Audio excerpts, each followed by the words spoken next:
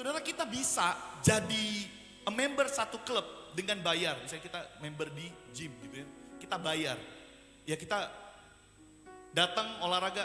Tapi tahukah saudara bahwa biasanya di gym itu ada klubnya, mereka ada program-program latihan. Saudara bisa jadi bagian di klub itu, tapi saudara belum tentu menjadi bagian di dalam program di gym itu. Saudara bisa kemudian dengan mulut mengaku Yesus Tuhan, saudara menjadi orang percaya, tapi menjadi bagian dalam kegerakannya. Tunggu dulu.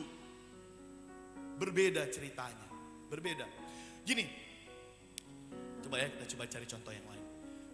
Saudara, hanya karena saudara bertamu di keluarga misalnya, di keluarga siapa sih? Saudara misalnya bertamu di rumah jemaat saudara di sama gereja, saudara tidak langsung jadi bagian dalam keluarga itu, betul nggak?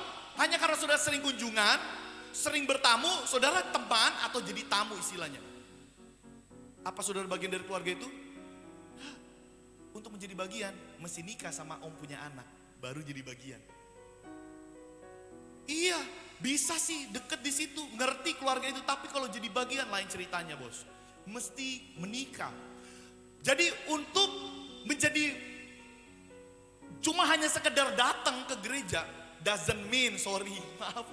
Memang keras sih kayak kalau kita bicara soal gereja, tegas. Hanya karena kita sering datang di gereja dan memang kita jadi anggota gereja tanda kutip, supaya kalau mati ada yang kubur, bukan berarti saudara otomatis ada dalam kegerakan gereja, belum tentu. Sorry to say, memang begitu keadaannya, gimana dong? Kita merasa kita terdaftar di gereja, kemudian kita merasa bagian dari kegerakan gereja, belum tentu. Anggota gereja ya, secara administrasi. Tapi gereja yang dipilih Tuhan lain ceritanya. Ada seorang perempuan Rahab yang kemudian menolong bangsa Israel waktu di tanah perjanjian. Apakah dia orang Israel? Nyanda. Dia bukan orang Israel. Tapi dia kemudian jadi bagian dari Israel karena dia masuk dalam kegerakan bangsa Israel. Dia mau masuk di tanah perjanjian, kemudian Rahab menolong bangsa Israel karena dia turut serta dalam kegerakan bangsa Israel. She became the part of Israel meskipun dia bukan bangsa Israel. Bisa ngerti ya? Justru karena dia ambil bagian dalam kegerakan bangsa Israel, dia menjadi bagian. Nah saudara gini, kita sedih. Harusnya kita gak nyaman kalau melihat orang itu gereja cuma sekedar datang di hari Minggu. You must become the part of the church. Kamu harus jadi bagian dalam gerejanya.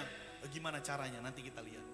Bukan hanya sekedar gini, kita agak aneh juga. Maksudnya gini, kita sebagai orang percaya ratusan tahun kekristenan di Indonesia, terus kita cuma pikir jadi Kristen tuh pergi hari Minggu. Wah. Dan cuma gini, kita cuma, ya yang penting datang saudara kasih persembahan. Wah ini enggak.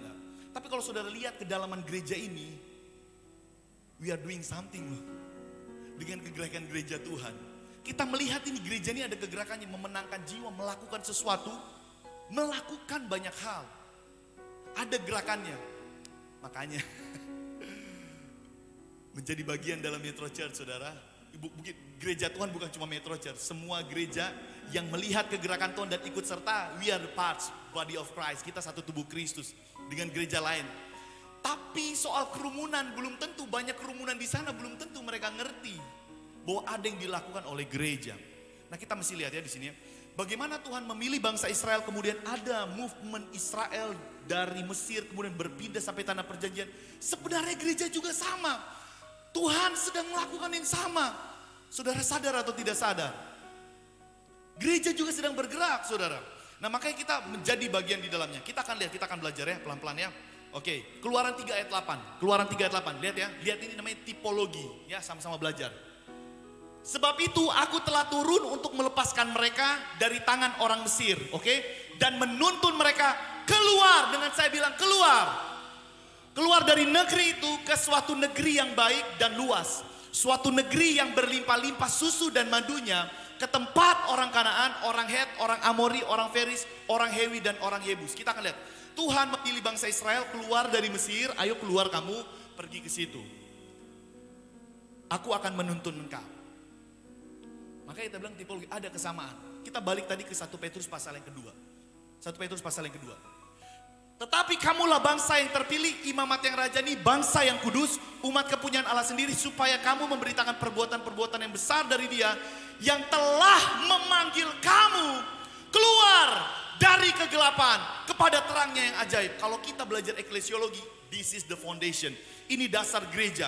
Gereja itu dipanggil eklesio, ekaleo, dari gelap ke terang. Oke? Israel dari Mesir ke tanah perjanjian. Oke? Saudara, dari masa lalumu kepada masa yang baru bersama Kristus. Dari keluargamu yang berantakan, tapi gue come on, keluar. I have plan for you. Aku ada rencana bagimu. Kaleo keluar. Jadi gini, kita lihat ya. Kita balik. Ini keren saudara. Kamu bangsa yang terpilih.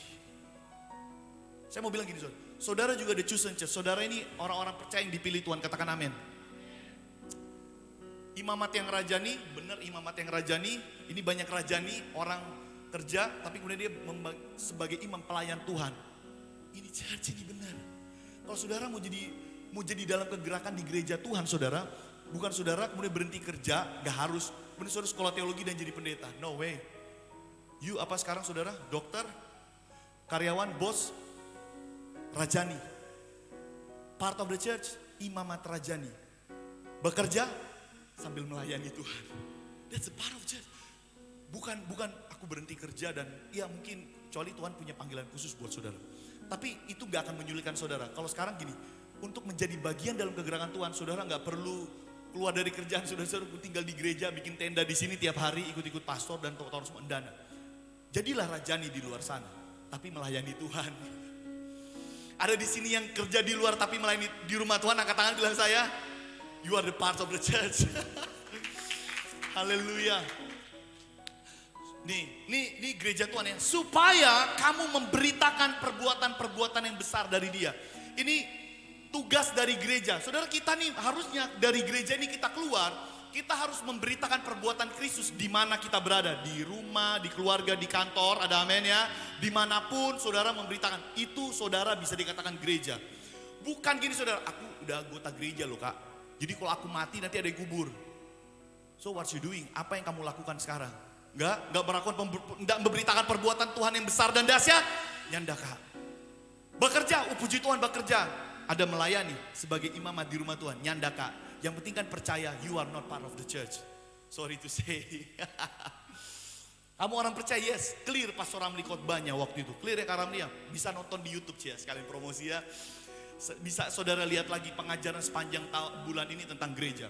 Nah gini masalahnya. Kamu ini bangsa yang terpilih. Imamat rajani, bagus. Tapi ada problemnya di kita sekarang. Yang telah memanggil kamu keluar dari kegelapan menuju terang yang ajaib. Saudara gini, saudara mungkin masih melakukan dosa. Oke?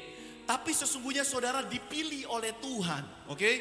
Saudara adalah kepunyaan Tuhan. Saudara kepunyaan Allah. Saudara dikasihi Tuhan. Tapi DP masalah satu cuma ini. Banyak orang di dunia ini percaya Yesus Kristus. Tapi saya nggak jadi bagian kan dalam kegerakan gerejanya. Kenapa? Orang baik sih orang baik. Tapi gini saudara, masalahnya adalah di kalimat yang paling bawah. Memanggil kamu keluar. Saudara tahu, banyak orang baik, tapi dia tidak mau keluar dari kehidupannya, kemudian menjadi bagian dalam gereja Tuhan, melakukan sesuatu dalam kegerakan pekerjaan Tuhan. Begini, saya kasih contoh masih yang sama. Jadi beberapa tahun yang lalu waktu saya masih SMA, kita dari kecil suka main catur maksudnya sering, dalam artian sering, karena papa suka main catur di rumah, diajarin saya hanya beberapa kali. Dan kemudian ikut antar kompleks waktu itu masih di Jakarta, juara kita. Pindah ke Tomohon, terus dicari ada yang main catur, terus kita bilang, kita tahu lo main catur. Coba dengan utusan sekolah, kita ada catur junior di kota Tomohon. Main, juara kita sudah di Tomohon. Juara kita satu junior pelajar, juara. Tapi gini, kita sekalipun identitas kita adalah punya bakat catur, tapi ketika kita memilih tidak keluar dan kemudian memilih menjadi pecatur, Kita cuma identitasnya pecatur, tapi kita nggak masuk dalam kegerakan pecatur-pecatur nasional, pecatur-pecatur dunia. Kita nyandak keluar dan kemudian memilih. Karena apa? Karena kita enggan.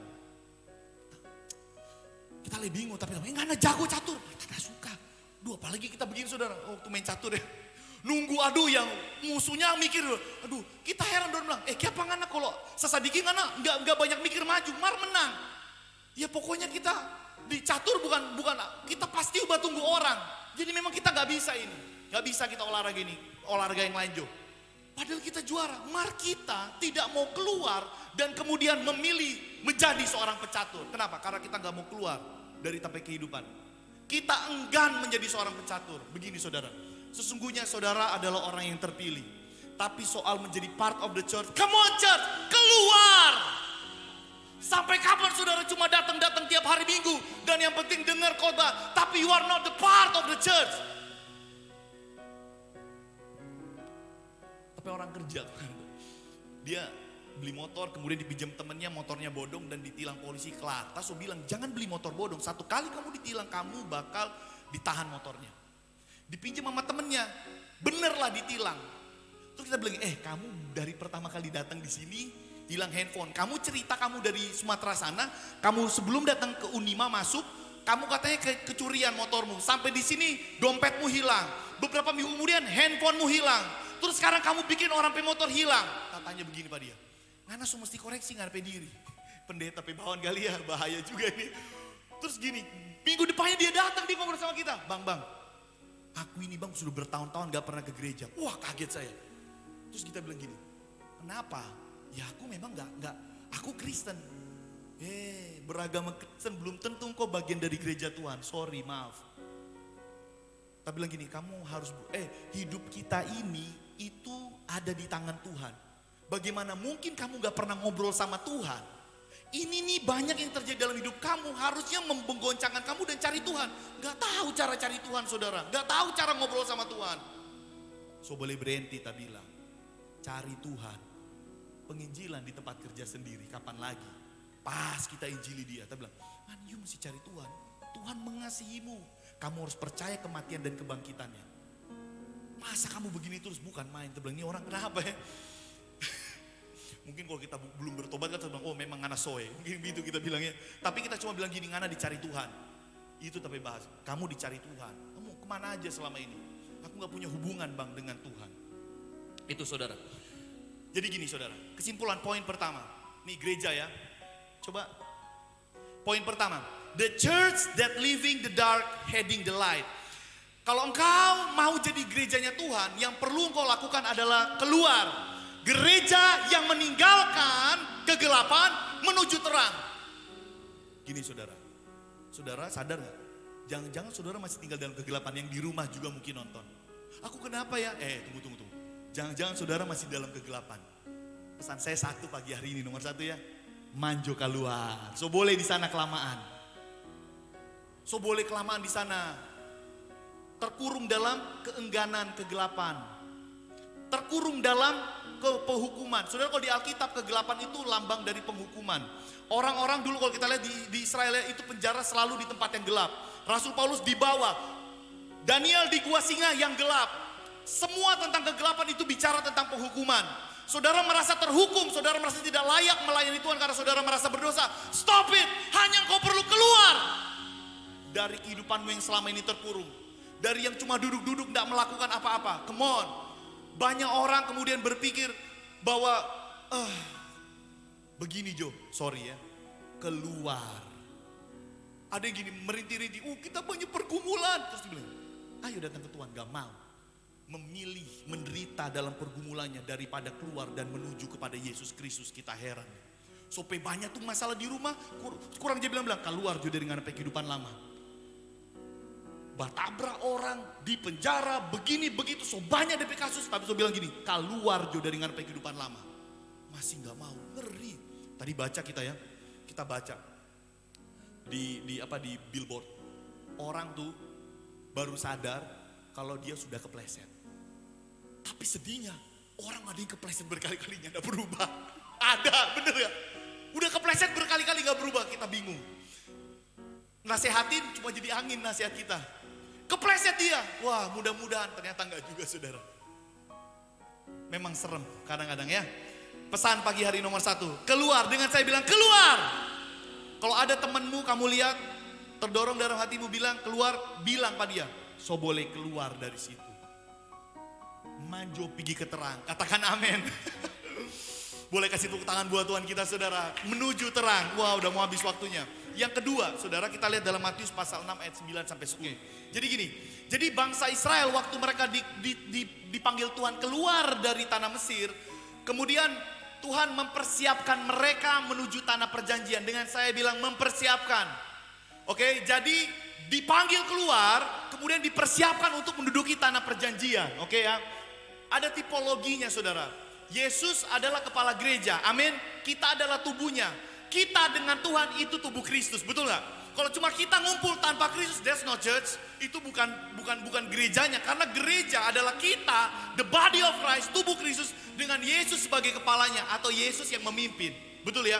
Nah, bangsa Israel, bangsa yang terpilih dengan Tuhan menuntun mereka, ini baru namanya bangsa yang terpilih. Satu bangsa yang berdosa tegar-teguk tapi ada Tuhan di sana, dikatakan ini bangsa yang terpilih.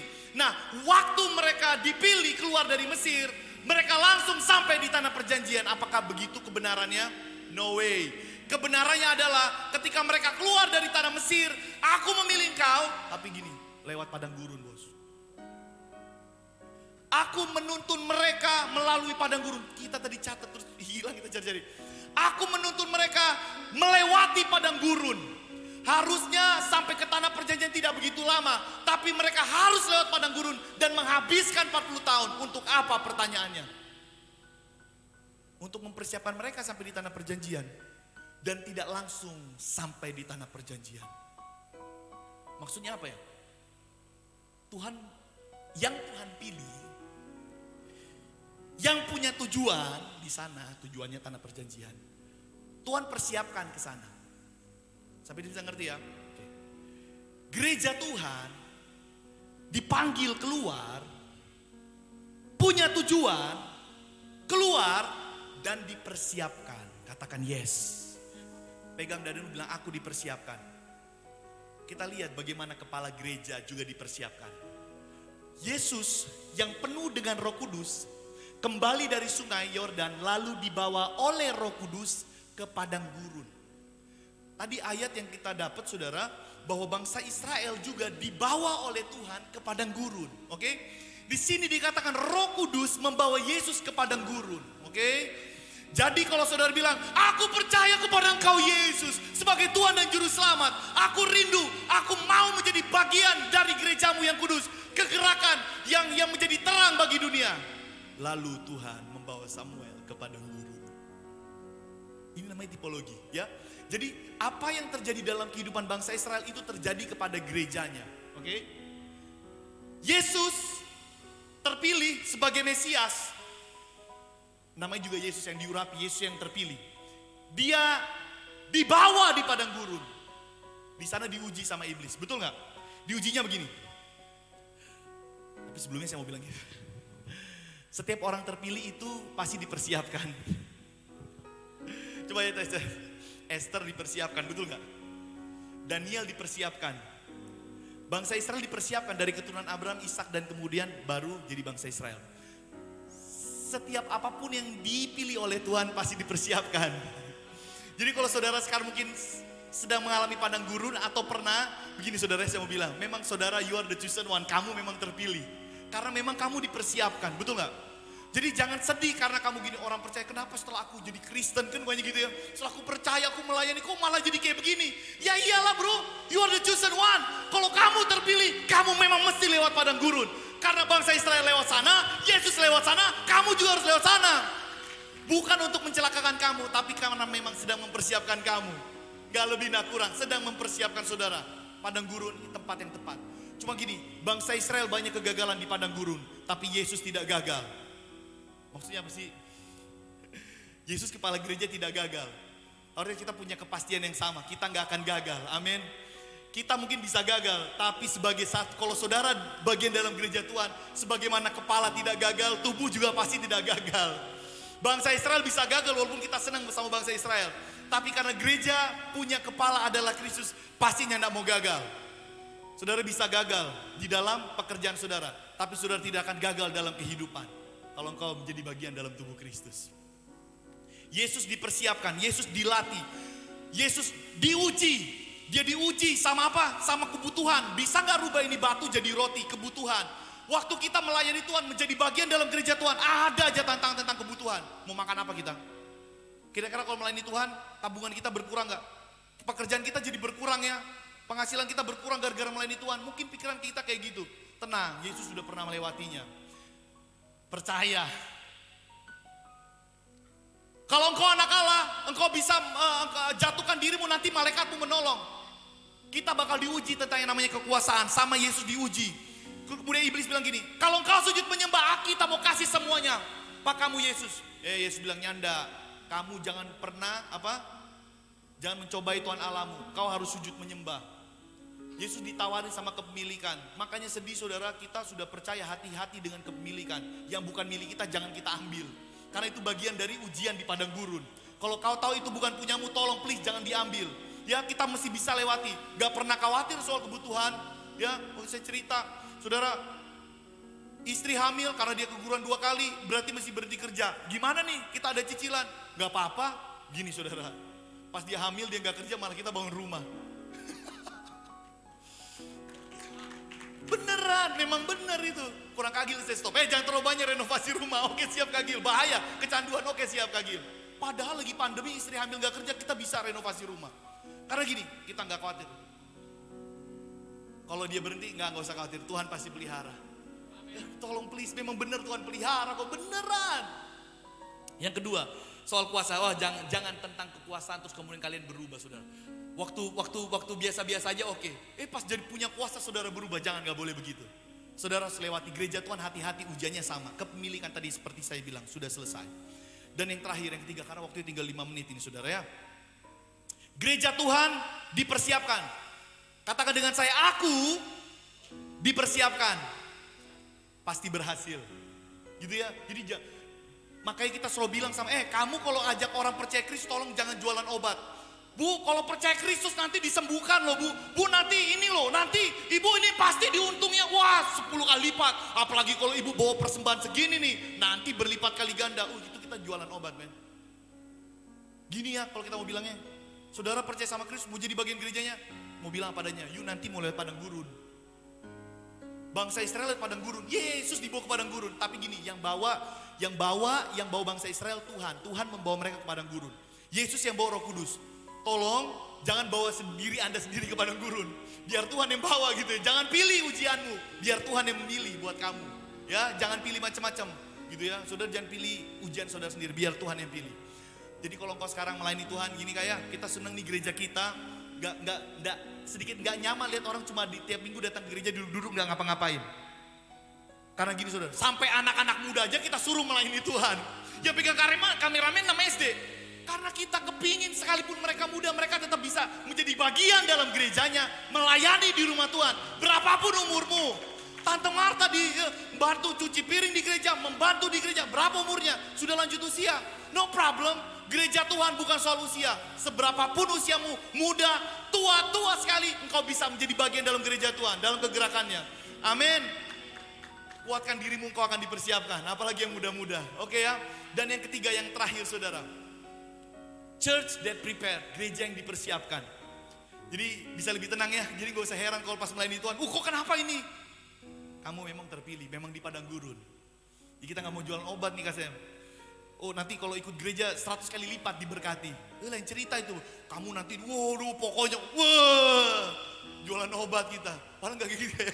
Melayani Tuhan dimarahin, bener gak? Ditegur kalau terlambat. Gereja kita juga disiplin gitu. Melayani Tuhan mesti disiplin. Wah kita ditegur, ya kita terima juga sih. Ya salah gimana?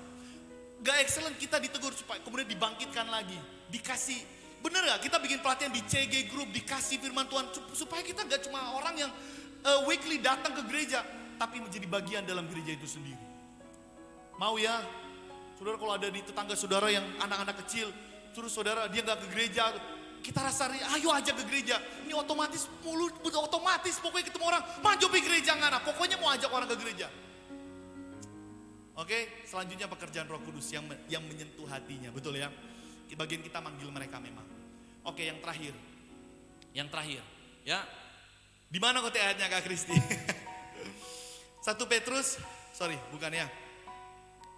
Matius 6 ayat 9 sampai 10. Oke ya, ini puncaknya, oke ya.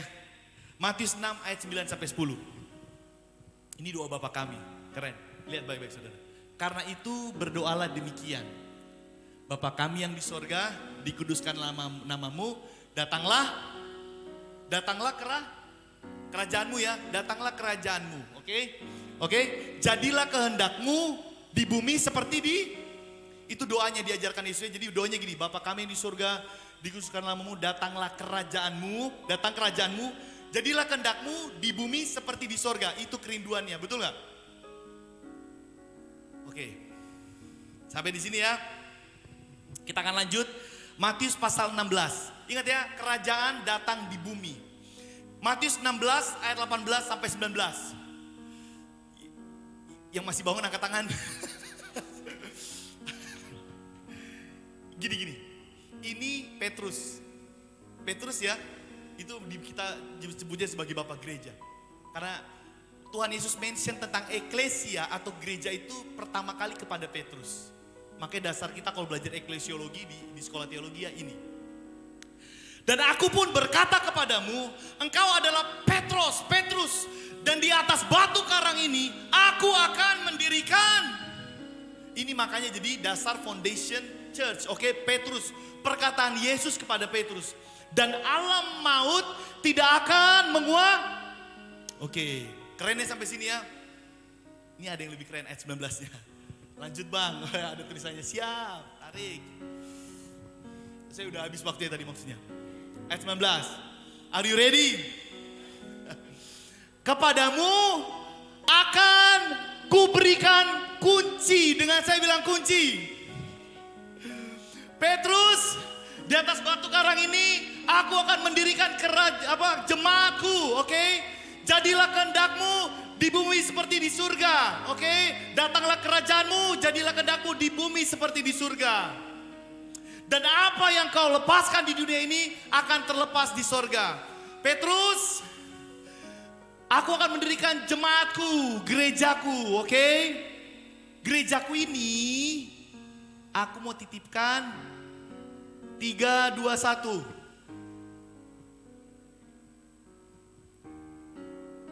Datanglah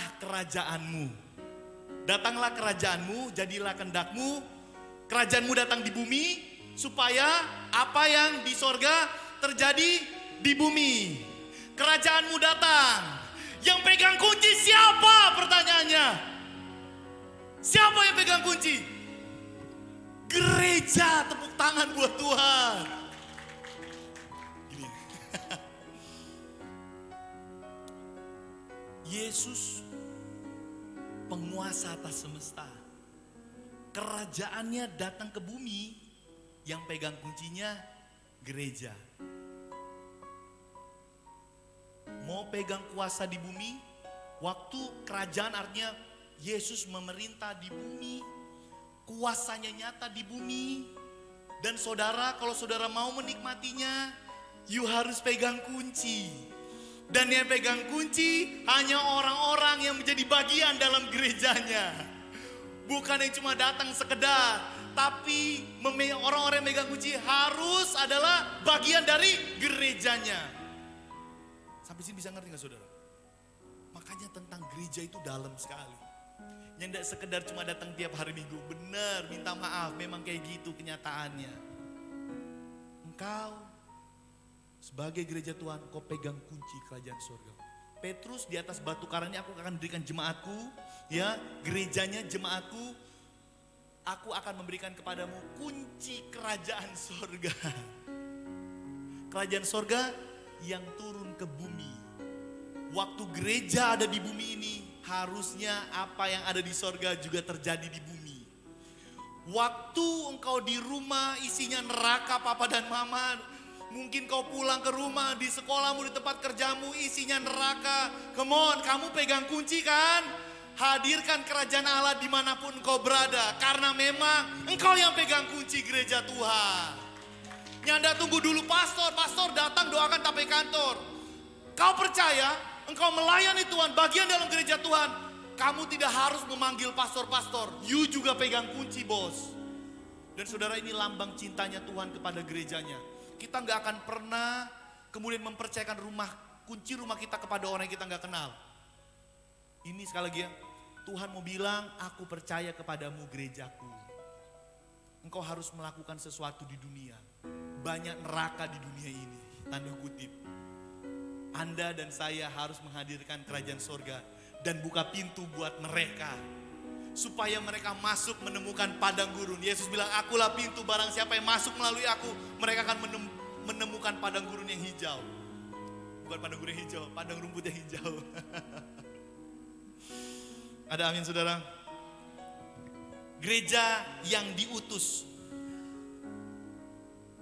Kerajaan sorga. Gereja Tuhan.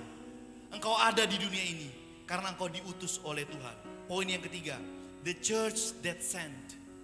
Gereja Tuhan yang diutus. Diutus ke dunia yang mengerikan ini. Diutus kepada saudara punya teman-teman kenalan supaya saudara buka pintu. Percaya kepada Yesus Kristus dalam kematian dan kebangkitannya, maka engkau akan memperoleh kehidupan yang kekal. Percaya, napa kita buka pintu masuk. Dunia memerlukan saudara sebagai gereja Tuhan. Tepuk tanganlah bagi Tuhan.